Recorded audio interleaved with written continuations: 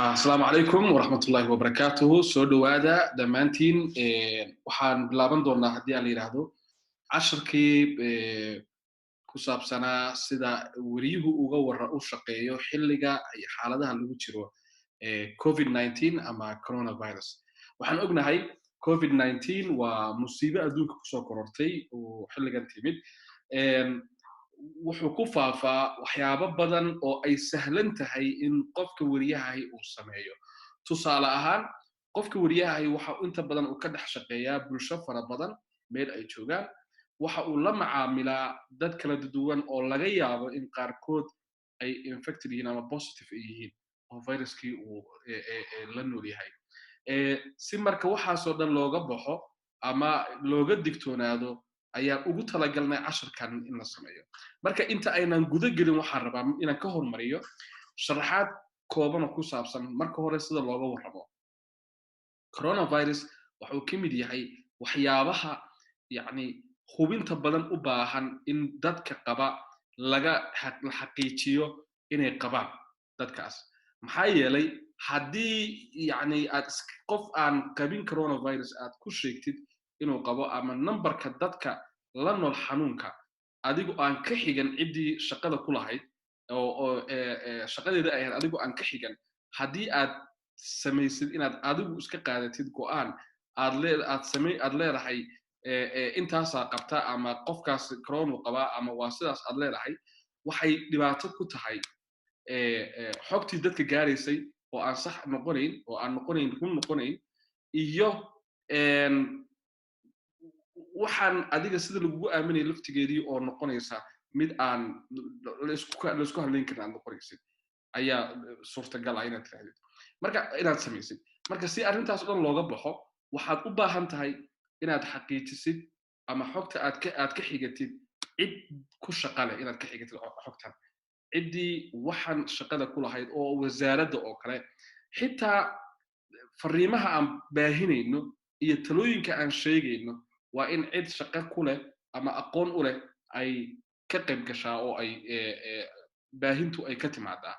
haddii laakiin baahintii iyo xogaha aan baahinaynahay ay ka yimaadaan dad aan ahayn dadkii ehelka u ahaa ama dad aan ahayn dadkii aqoonta u lahaa, waxaa laga yaabaa in halkaas uu ka yimaado misinformation ama dadkii loo baahiyo xog aan ahayn run ahayn oo aan sax ahayn, taasina ay keento in dadkii ay information gaaraya uu khaldamo. marka haddii aan yiraahdo casharkeena iska bilaaban doonaa waxaan isticmaali doonaa inta badan slide showgan ayaan isticmaali doonaa oo aan ku sheekaysan doonaa haddii aan yiraahdo.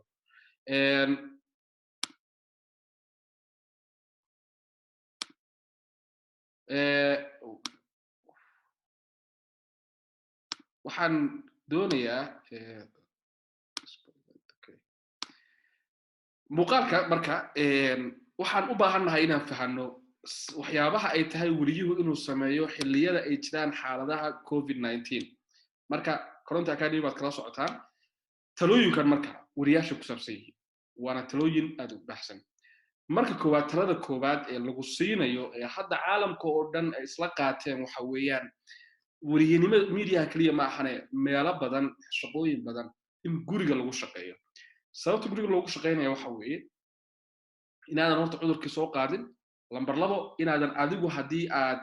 baahin lahayd inaadan baahin oo cudurkii uusan xaggaaga ka baahin oo sabab u noqon cudurkii baaho. marka gurigaaga ku shaqee, computerkaaga iyo rekoorkaaga iyo qalabkaaga isticmaal ku dhex shaqee. hay-ado badan oo warbaahineed baa caalamka iminka waxay sameeyeen shuruucdii wariyaasha u saamaxaysay in ay ku dhex shaqeeyaan guryaha si shaqadii wariyaasha ay ugu fududaato ayay u sameeyeen. marka ku dhex shaqeynta shaqada gurigu maaha wax inaga aanu bilaabayna ee caalamka warbaahin badan ayaa iminka aan siyaasadahaas ku shaqeynta guryaha samaystay si ay uga ilaaliyaan. TV-yo waaweyn ayaa ku shaqeeya hadda shaqaalahoodii ay guryaha ka soo galaan shaqooyinka oo ay kaga jiraan guriga. marka aad ku shaqeynaysid maxaad isticmaalaysaa? waxaad isticmaali kartaa oo aad ku shaqeyn kartaa haddii aad guriga joogto aad doonaysaan guriga kasoo dhex shaqeysid waxaad isticmaali kartaa telefonkaaga, mobilkaaga isticmaali kartaa. si marka mobilkaaga aad u isticmaashid waxaad u baahan tahay kaliya inaad la saaxiibtid oo aad baratid fahantid waxyaabaha aad mobilkaaga isticmaali kartaa oo aad ku dhex shaqaysan kartaa waxaa ku jira mobilkaaga software hadduusan mobilkaaga ku jirin xataa online-ka ku jira software kuu saamaxaya haddaad wariye video tahay inaad ku shaqaysid haddaad tahay wariyo codna inaad ku shaqaysid waxaa jira software badan oo codadka lagu jarjaran karo waraysiyo lagu dhex qaadi karo codka lagu duuban karo oo aad ku dhex isticmaali kartid muuqaalada waxaa jira kuwo badan oo lagu dhex duubi karo lagu dhex edit garayn karo tusaale ahaan haddii aad doonayso inaad samaysid fariin ku saabsan wacyigelinta dad kala duwan ayaa kuu soo duubi kara muuqaalka kadibna kuu soo diri kara si marka aad shaqada u qabatid waxaad u baahan tahay inaad fahantid softwarada isticmaalkooda inaad fahantid oo aad isticmaasho softwarada tusaale ahaan oo kale waxaad ku shaqayn kartaa software kaliyaada KineMaster wuxuu kaa saacidayaa inaad editing ku dhex samaysatid qoraaladii ku dhex qortid haddaad cod saaraysa aad codkii saartid ayuu kaa saacidayaa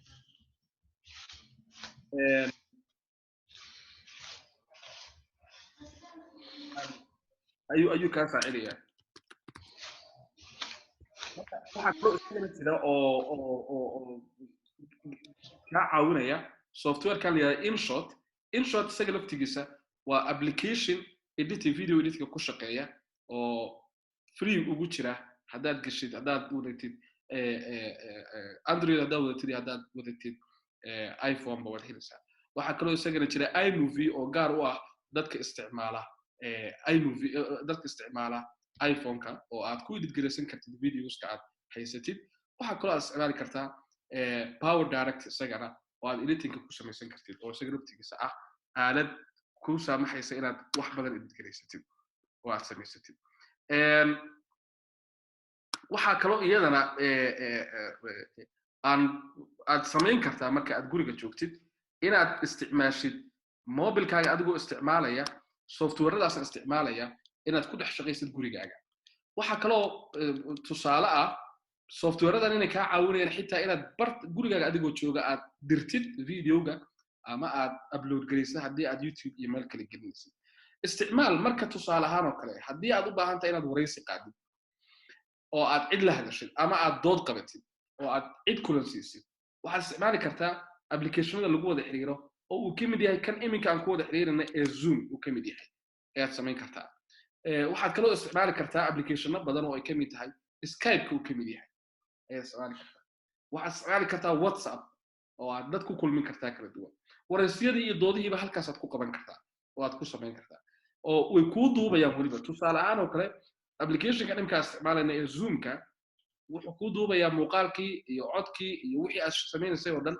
dabeedna uu ku yani live-kuna aad ku jirtaa wuuna kuu save garaynayaa markii aad samaysid marka adiga iyo qofka aad waraysanaysid ama dadka aad doodsinaysid qol private aad geli kartaan kadibna waraysiga aad qaadan kartaa iyo doodahaagii uu kuu save garaynayaa saasaad ku diri kartaa ama si garaysan kartaa oo kale marka software isticmaali karta Zoom-ka ka mid ah Skype-ka ka mid ah WhatsApp-ka ka mid ah kuwa kaloo fara badan oo laga yaabo inaan garanayn baa laga yaabo inay jiraan marka waxyaabahaas oo dhan adeegyadaas oo dhan hadaan mid weydiiyo WhatsApp-ka numberka oo lagu isticmaali karo hadaan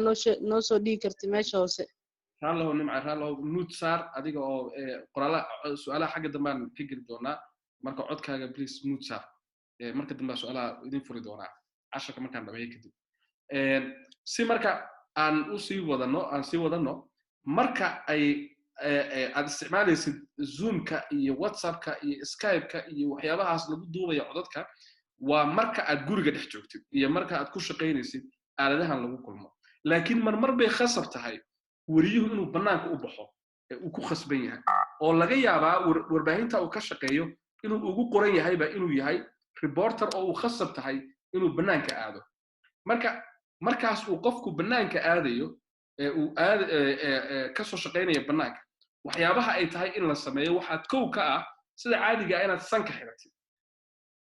oo aad afsaab qaadatid oo aad sanka xiratid gacmo gashina aad qaadatid oo aad gacmaha samaysid sababtu waa maxay afka iyo sanka iyo indhaha sida ay noo sheegeen dadka caafimaadka ku takhasusay dhakhaatiirta iyo dadka cudurkan la dagaalamaya waxa virusku meelaha uu qofka ka galo weeyaan oo markuu ka galo ee dhuuntaas uu maro sanbabkii uu tagayaa halkaas mushkilad baa ka iman karta hana u qaadan in xanuunkan marka uu sanbabkaaga hadduu asiibo ama intuu kugu dhaco aad ka bogsatid lafteeda inuu iska caadi yahay waxaa laga yaabaa dadka qaar inuu raad dambe ku reebo wadnihii uu saameyn ku yeesho beerkii uu saameyn ku yeesho sanbabkii uu saameyn ku yeesho waxyaabahaas oo dhan marka isticmaal afsaabkii isticmaal oo face maskii sidoo kalena gacmaha gasho gloves gasho si aad uga badbaadid meelo badan baan taabanaynaa gidaaraan taabanaynaa dad baan la kulmaynaa xitaa haddaad salaanta iska ilaalisid meel qof taabtada laga yaaba inaad taabatid oo ku timaado marka kuwaas waxay kaa ilaalinayaan in aad samaysid weliba waxay khatar tahay marmar baa laga yaabaa in sheeko lagaaga diro isbitaal oo kale inaad ka soo samayso sheeko mar xagga dambaan ku arki doonaayo aad yani looma dhiirigeliyo in weriyuhu xilliyadan oo kale isbitaallada iyo goobaha ay ku sugan yihiin dadka looga shakisan yahay viruskan inuu booqdo laakiin haddii ay duruufta kugu kaliftay inaad booqatid lafteedii ka taxadar gasho gacmahan waraysiga ku qaad gacmaha gasho glovesyadaan iska ilaali inaad meel taabatid oo aad la kula yani taabatid meel hore loo taabtay si aad u soo qaadin xanuunkii waxa kale oo iyadana waajib ah marka aad tegaysid meel magaalada dhexdeeda ah ha tegin hana ka qaadin waraysiga hana ku qaadin shaqana ha ku qaban meel dad badan ay joogaan maxaa yeelay qofka hadalkiisa xitaa hadduu soo qoficin hadalkiisa ayaa waxa afkiisa ka soo baxaya dhibcahaas viruskiiba wataan marka waxaa laga yaabaa in iyada laftigeeda ku soo gaarsiiso marka ha tegin shaqana ha ku qaban meelaha laftigooda bannaanka ah ee bannaan dad badan laakiin ay joogaan ha ku qaban shaqo oo ha ka shaqayn maxaa yeelay haddaad ka shaqayso aad shaqo ku qabatid waxaad halis u tahay in aad xanuunkii soo qaadid ayaad halis u tahay marka ka taxadar inaad meelahaas booqatid oo ha tegin hana la yeelan marna qof xanuunka la nool waraysi kafoolkafoola ha la yeelan qof ama looga shakiyey ama yani calaamadihii leh haddaad waraysanaysid ha hor fariisan marna waraysi foolkafoola ha la yeelan bukaanada covid-19 ka la nool maxaa yeelay lama ilaalin kara xitaa haddii aad mask xiratid laftigeedii oo aad laakiin og tahay waxaa laga yaabaa hadalkiisaas dhacaanada waxyaabay ka soo baxay afkiisa inay maaska dul saaran yihiin adigoon ogeyn aad gacanta ku qabatid dabeetana sidii uu kuu galo oo indhahaagii uu taabto sankaagii uu galo afkaagii uu galo marka khatartu way badan tahay mar walba waa virus yara oo aynan iska ilaalin karin marka waa laga digaa waana laska ilaaliyaa in la waraysto si caadiya loo waraysto adigoo hor fadhiya qof yani xanuunka la nool ama looga shakisan yahay calaamadaha hore leh amaba karantiilka ku jira intaba inaad waraysatid online ku warayso whatsappkii iyo waxyaabihan hore usoo sheegnay ku warayso ku duub oo halkaa ka duub marka halkaasaad waraysiga ku qaadi kartaa laakiin haddii aad hor fadhiisatid khatar badan ayaad soo qaadaysaa oo aad keenaysaa waxyaabaha kale ee muhiimka waxaa ka mid ah haddii aad yani cid waraysanaysidba oo ay duruufta kugu kalifto tusaale ahaan oo kale sarkaalka ka warbixinaya xanuunkan halka uu maraya oo kale laftigiisa markaad wax ka qabanaysid in ka badan 1 mitir 2 mitir u jirso qofka hoosta ha ka gelin sanka ha ka gelin qofka ha dhinac fadhiisan ha hor istaagin muddo u jirso cabaar u jirso ilaa 2 mitir u jirso qofka oo ilaa 2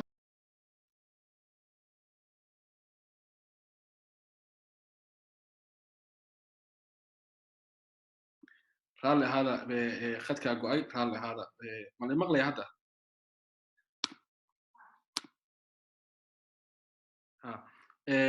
خدك أقوي رالي هذا اللي باتميت مركا هل كمان كسي ودانينا وحان ماشي ما كسي ودانينا أنا مرينا هدي على إدمان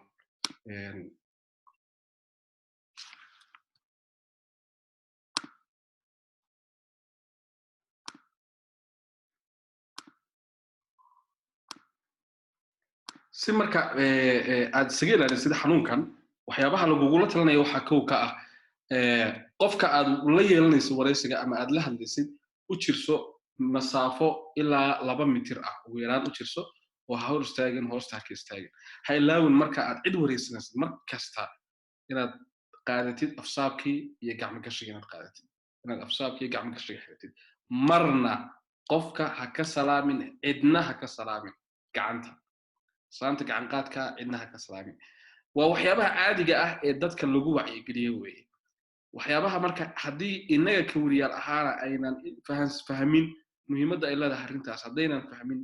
waxaa dhibaato noqonaysa inaan dadkii fahamsiino waxaa ka mid ah qodobada saxaafadda waxaa asal u ah waxaadan fahamsanayn ama aaminsanayn dadka u sheegi marka waa inaan anagu aaminaa khatarta waa inaan anagu aaminaa dhibaatada waa inaan anagu aaminaa waxyaabaha lagu ilaalin karo in cudurkan uu faafo markaas ayaynu dadka u gudbin karnaa fariimo sax ah oo wanaagsan mar walba bulshada ku wacyigeli khatarta coronavirus ku wacyigeli bulshada mar kasta taas waxay caawinaysaa in aad yani aan dadkii u soo baahino wax sugan oo sax ah oo wanaagsan ka wacyigeli bulshada coronavirus marka la leeyahay waxaa halka hoos imaanaya mas-uuliyad baa kaa saaran dadka aad wareysanaysid iyo waxa ay sheegayaan waxaa laga yaabaa anaga bulshadeena Soomaalida ah badankood waa dad aan wax qorin waxna akhrin waxbay maqlaan cilmigoodkaas ku badan markay wax maqlaan badana way aaminaan wixii ay maqleen haddii marka adiga ka wariye ahaana aad fursad u siisid qof aan waxan cilmi u lahayn oo aan aqoon u lahayn cilmigan waxan dhinaca kalena aad yani dadkii u sheegaya wax aan sax ahayn haddaad fursad u siisid inuu sameeyo haddaad fursad oo badanaysa waxaa suurtagaloo iman karta in qofkaasi uu dadka u baahiyo wax aan ahayn wixii saxda ahaa ee jiray mas-uuliyaddaasna aad adigu qayb ka qaadatid adigu aad yeelatid markii dadka uu ku baaho wax aan sax ahayn dadkii lagu baahiyo loo sheego waa adiga qalad tusaale ahaan oo kale qof baa waxaa laga yaabaa inuu dadka ku yiraahdo u baahiyo aniga garanaya waxyaabaha cudurkan lagu daweeyo waxaa daweeya dawada caynkaas iyo caynkaas ama waxyaabaha caynkaas iyo caynkaas haddii dadku isticmaalaan oo dadka ay wax ku noqdaan mas-uuliyadda qayb weyn baad ku leedahay adigu dhibaato badan baad qayb ku leedahay marka xitaa dadka fariimahooda aan baahinayno waa inaan mas-uuliyad iska saarnaa oo aan ogaanaa waxaan ay sheegayaan ma yahay wax sax ah oo dadka lagu dhex baahin karo oo run ah meesha uu ka soo baxayna ama ciddan sheegaysana ma tahay cid aqoon u leh oo waxaan garanaysa ma tahay waxa tusaale ah dad badan baa waxay yidhaahdaan xanuunkan kuma faafo dhulalka kuleelaha ah meelaha kuleelaha ah kuma faafo su-aasha ayaa ka jawaabi kara waxaa ka jawaabi kara qof baaray soo ogaaday xaqiijiyey oo buruufgareeyay baa ogaan kara qofba waxaa laga yaabaa inuu kugu yidhaahdo waxaa daweeya waxa iyo waxa iyo waxaas uu ogaan karaa qofkaas in lagu tijaabiyey cid ku dawowday oo dawo ku qaaday waxaan xasuustaa iyadoo uusan dalkeena soo gaarin viruska ayaa dad badan waxay lahaayeen waxaa daweeya waxaas iyo waxaas iyo waxaas hadda weligoodba maysa arag cudur ku dhacay inay maqleen maahane cid uu ku dhacay weli iyaguna arag ayay yidhahdeen kaasi kaasaa daweeya saa iyo saasaa daweysa marka taasina waxay ku tusaysaa fahansanaan la'aanta dadkeena ayay ku tusaysaa halkaas intaas weeyaan casharka wixii su'aal ah qofkii qaba wuxuu igula wadaagi karaa qoraalka ayuu igula wadaagi karaa halkaas qoraala cidda u baahnaan cod ahaan u sii daayana waan ku weydiinta waa u furan tahay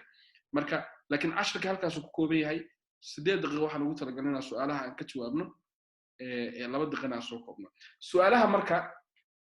emailka noogu yimid email ahaantana kugu soo diray waxaa ka mid ah qof baa wuxuu soo yidhi haddii xarunta agaasimaha ka ahay aysan lahayn qof reportera oo u baxa oo u aada shaqada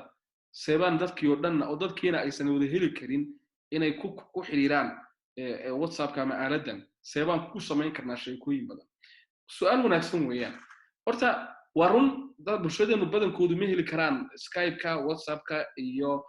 zoomka ma heli karaan badankoodu iyo aaladahan lagu wada xiriiraba laakiin waxaad samayn kartaa taleefanka laftigiisa lagu wada xiriiri karaa oo lagu wada hadli karaa taleefanka laftigiisa lagu duubi karaa xitaa haddii ay noqoto duruuftu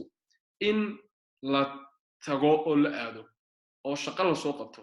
waxyaabaha ay tahay inaan la samayn waxaa ka mid ah inaan isbitaalada la tegin oo sheekooyin laga soo samayn isbitaalada inaan la tegin oo sheekooyin laga haddii xataa aad u baahatid qof ka shaqeeya meesha dad muuqaal uga baahatid qof meesha ka shaqeeya oo ama dadkaas dee caafimaadka ka shaqeynaya ah oo ku dhex jira meesha ayaa muuqaal kuu soo diri kara laakiin inaad weriga intuu kaamirad qaato kaamirabaan intuu raaco meesha la tago lasoo duubo iyada ma banaana oo shaqadii laga soo qabta halkaas adigu sidii kale aad wax ku helaysid ku raadi laakiin marna ha u dirin qofka weriyaha inuu halkaa intuu tago uu shaqadii kasoo qabto labo meelaha karantiilka ee loogu talagalay in wax lagu karantiilo iyadana in la booqdo maaha sax saddex inaan inaga laftigeena ka weriyaalahaana inaynaan noqon dad intay xambaaraan xanuunkii dadka u geeyana mas-uuliyad baa naga saaran sidaas darteed meelaha ay ku nool yihiin ama ku badan yihiin dadka waayeelada ah dadka xanuunada la nool inaan sheekooyin u doonano u tagno oo la soo hadalno u tagno iyadana ma aha wax wanaagsan oo wax bannaan ma aha maxaa yeele waxay soo kordhinaysaa iyada laftigeedu waxay soo kordhinaysaa inaan khatartii sii baahino anagii oo aan sii fidino dhibaatadii bay keenaysaa marka si inaan dhibaatada u fidin oo inaan uga qayb qaadan mushkiladii inay sii fido inaga laftigeeni waa inaan xakamaynaa oo aan yaraynaa problemkii marka idaacadaada ama tv-gaaga warbaahintaada aad agaasimaha ka tahayna waxaad u samaysan kartaa policyga lagu shaqaynayo muddadan gaaban ilaahay amarkii muddadan gaaban doonaa lagu shaqayn doono si la isaga ilaaliyo in weriyaashii ay keenaan tusaale ahaan haddaad reporter u dirtid bannaanka oo uu xanuunkii soo qaado oo uu gudihii keeno xanuunta lafteedii dee weriyaashii wuu ku wada dhacayaa waa la wada xanuunsanayaa marka qofka aad u dirtid inuu wax soo warramo cid ka warranta xataa ma helayo dadki cid wax u sheegta ma helayaan marka ammaanka iyo badbaadada weriyuhuna waa kow wax walba iyadaa kowka ka horeysa mar walba marka ilaali iyada mar walba mas-uuliyadda koowaad ka dhig iyada ka taxadar iyada ilaali mar walba taas waa mid waxaa kaloo iyadana su-aal ahayd oo nala soo weydiiyey su-aal ku saabsanayd isticmaalka aaladahan laftigooda xaggee baan ka heli karnaa ma lacag baa ma free ba aaladahan laftigooda lagu wada xiriirayo aaladaha lagu wada xiriirayo free weeyaan badankood ilaa limit waa free tusaale ahaan oo kale kuwa wax lagu wada hadlo horta waa wada free waa free sida kana haddaan ku wada xiriirayno wax lacaga maaha saasaan u wada hadlaynaa saasaan wada hadli kartaa wada hadli karaa waan su-aalaan isweydiin karnaa waan duubi karnaa waa caadi waa free keliyana samistid buu u baahan yahay waa samaysa ma garana mustaqbalka inay lacag ka dhigi doono in kale laakiin hadda lacag maaha marka codkuna waa faseex haddaad microphone gelisidna wuu kusii fiican yahay mar walba waa nadiif weeyaan waad editgarayn kartaa software kastana wuu kugu editgarayn karaa marka meel walba waa free kuwa waxaa lagu editgaraya marka video editingka ama audio editingka qaarkood waa free ilaa limit qaarkoodna waa lacag qaarkoodna waa wada free tusaale ahaan oo kale kuwa wada freega badankood kulligood wada freega markay yihiin waxa ay leeyihiin limit aadan dhaafi karin oo haddii aad yani isticmaalaysid aaladaas waxay kugu khasbayaan in aad u daysid watermarkooda ama calaamadooda saxiixooda uu ku jiro marka saxiixoodaas haddaad rabtid inaad iska saartid lacag yar baa la bixiyaa softwarada qaar $1 baa la bixiyaa qaar $10 baa la bixiyaa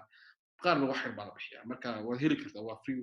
free haddaad doonaysid marka lafteeda intaad ku editgaraysatid ayaad calaamadda lafteeda isaga dayn kartaa ama softwareka intaad geysatid baad iska jari kartaa calaamadda lafteeda sida aad adiga ay kugu fudud baa adiga samayn kara mar kasta marka taasna waxaan u malaynaa halkaas kaga jawaabay waxaan ku gabagabeynayaa oo aan ku soo xirayaa wariye mas-uuliyad baa kaa saaran in aad ahaatid qof bulshada ilaaliya isaga badbaada ka taxadara in dhibaato aysan dadku dhex faafin in dhibaato ay dadku dhex faafto waxaa qayb ka ah oo qayb ka noqon kara inaad xog aan sugnayn oo aan run ahayn aad u sheegtid cilmiga iyo caafimaadkan cilmigan caafimaadka ku saabsanna waa waxyaabo dadka aqoonta u leh in la weydiiyo kaliya ay tahay maaha wax cid walba iska oran karta maaha haddii wax walba oo cid walba iska tiraahdo aynu soo baahino oo aynu sheeko ka dhigno waxaa khasab ah inaan bulshadeennii u horseedayno inay meel khaldan ay ku dhacaan inaan u horseedayno haddii ay noqdaan marka aynu dadkeenu kusii dhex baahinana waxba nagama harayaan waynu yarnahay dad yar baan nahay xanuunka inaanu dadka ilaalino anagii wajib naga saaran tahay inaanu anaga is ilaalinana waa mas-uuliyad weyn oo na saaran waan ka taxadarno oo aan ilaalino inaanan tegin meelaha khatarwo ay ka jiraan inaan yani dadkii iyagoo naga maqano remote aan ku wareysano shaqooyin ku qabanno guryaha inaan ku dhex shaqayno waxyaabahaas dhan waa waxyaabo wanaagsan haddii uu jiro qof doonaya in uu su'aal i weydiiyo cod ahaan igu weydiiyo oo microphone inaan u furo doonaya uu soo weydiin karaa uu soo dhawaan karaa haddii aanay jirinna 4 daqiiqo dhiman waxaan ku gabagabayn doonaa conclusion yara dabeetana waan iska gabagabayn doonaa 3 daqiiqo dhiman maxaa yeelay waqtigu waa intaas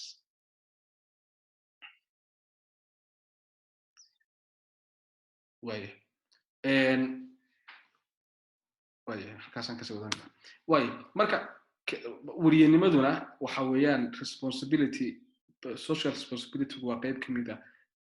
mas-uuliyadaha wariyaha saaran oo ay tahay inuu ilaaliyo haddii aynu ilaalin weyno social responsibilitygaasna shaqadeennii maaha shaqo saxa ma noqonayso shaqo wanaagsan ma noqonayso waxaa kaloo iyadana muhiim ah covid-19 dadka la nool qaarkood ama uu ku dhacay waxa weeyaan waa dad laga yaabo inay traumatized yihiin inay dhaawac maskaxda ay qabaan marka dadka dhaawac maskaxeed qaba waxay u baahan yihiin marka questionska ama su'aalaha la weydiinayo in la ilaaliyo dareenkooda in la ilaaliyo yani maskaxdooda iyo niyaddooda in la ilaaliyo in aan la weydiin loo wareysan yani sidii in interrogation la samaynayo oo qofkii su'aalaha aan lagu adkayn lagu dhibaateyn oo loo sahlo loo fududeeyo niyadduna ay u dhisnaato dadkii loo tuso inuu wax caadi yahay cudur caadi ku dhacay ka badbaadi karo la tuso aan anagu laftigeena ka soo qaadno inuu yahay wax caadi oo aan mushkilad badan lahayn inaan ka soo qaadno haddii laakiin aan u wareysano si adag laftigeedii waxaa laga yaabaa inaan dhaawac maskaxeed ku samayno lambar 2 xaaladan coronavirus inta lagu jiro wariyaasha waxaa saaran mas-uuliyad ah inay dadka madadaaliyaan dad badan baa guryaha ku jira dad badan baa waqti fiican iyo waqtigoodii oo dhan ku qaata 5 mitir ama 10 mitir oo isku wareega ku dhex jira weeks ama maalmo fara badan ku dhex jira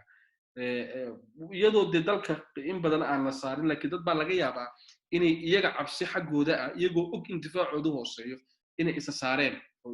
ku jiraan marka mas-uuliyad baa naga saaran dadka saftigoodii madadaalino oo aan wax fiican oo dhegeysan karaan iyo sheekooyin aan u sheegno cilmi wax barno waqtiga uga faa'iideyno mas-uuliyad baa naga saaran oo inaan sidaas ugu shaqeyno ay tahay aad iyo aad baad u mahadsantihiin dhammaantiin intiina kasoo qayb gashay iyo intiina haddeer youtube kadib uga daawan doonta haddii uu ku dhaafay casharka intii hore dib baan uga daawan kartaa youtube-ka waxaa ku jiraa Koronte Academy ayaad ka heli kartaa haddii aan la yiraahdo marka intiina live-kana ila socotay iyo intiina Koronte Academy iyo Facebook ka daawan doontaba waxaan idin leeyahay waad mahadsantihiin tan iyo kula dambe iyo cashar dambe waxaan kaga tagay saas iyo nabadgelyo intiina caafimaadka qabtan ilaahay caafimaadka u siyaadiyo inta xanuunsan ilaahay caafimaadka u soo dedejiyo cudurkan ha ka dulqaado tan iyo kulanta dambe waxaan kaga tagay saas iyo السلام عليكم ورحمة الله وبركاته